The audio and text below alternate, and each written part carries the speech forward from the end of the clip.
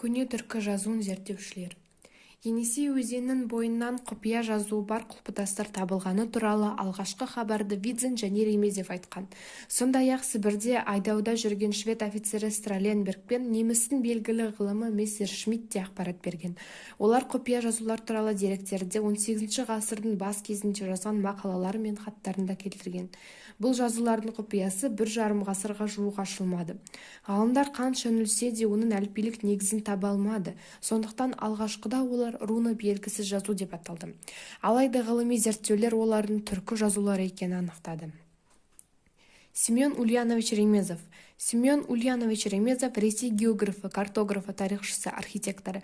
Тобыл қаласында да тұрып Сібірдің картасын жасап, тарихын жазды. Ремезов үлкен форматты 23 картадан тұратын орыстың тұңғыш географиялық атласы. Сібірдің сызба кітабын 1699-1701 жылдарын жасаушы ретінде белгілі. Вильгельм Томсон.